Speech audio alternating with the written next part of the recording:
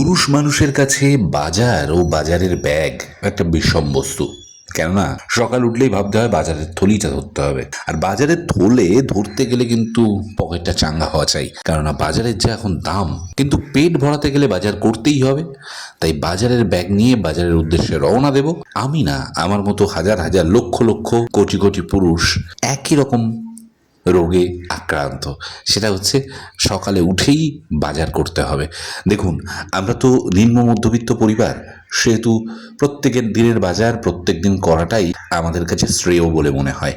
তাই বাজারের উদ্দেশ্যে রওনা হওয়া, আর বাজার করতে গেলে সবসময় মাথায় ঘোরে যে যদি মেন মার্কেটে যেতে পারি তাহলে হয়তো একটু সস্তায় পাবো, একটু সব কিছু নিতে পারবো।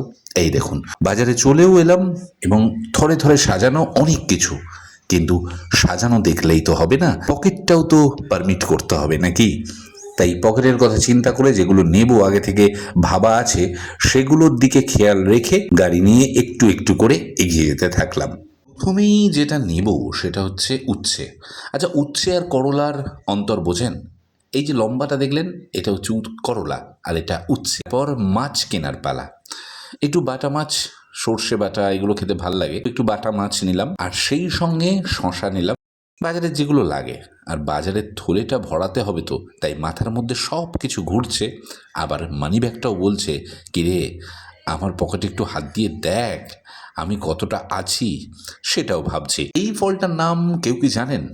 এই ফলটা ছোটোবেলায় খেতাম, আজ বাজারে দেখে কিছুটা অবাক হয়ে গেলাম।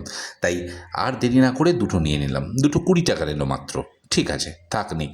আমি আবার চাষিদের সঙ্গে বেশি দরদাম করি না, কেননা তাদেরও যদি দুটো পয়সা লাভ না হয়, তারা এই সকালবেলা পসরা সাজিয়ে আমাদের জন্য বসবে কেন, তাই না? এই দেখুন, আমার বাজারের ব্যাগ কিন্তু রীতিমতো ভরে উঠেছে। আরও কিছু জিনিস অ্যাড হবে, সেটা যেতে যেতে দেখতেই পারবেন। এইবার আমি বাড়ির উদ্দেশ্যে রওনা হব। এই দেখুন, দুধের প্যাকেট অ্যাড হয়ে গেছে, আরও কিছু অ্যাড হবে। গাড়ি নিয়ে বাড়ি আসছি আর ভাবছি, পেটের জন্যই তো সব কিছু, তাই না? পেট আছে বলেই এত কাজের চাহিদা আছে, পেট আছে বলেই আরও বেশি ইনকাম করার ইচ্ছা আছে।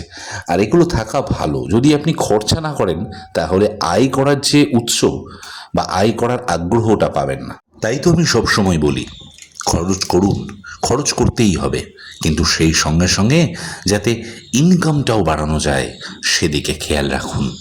কেননা খরচ কিন্তু কমবে না, তা বাড়বেই।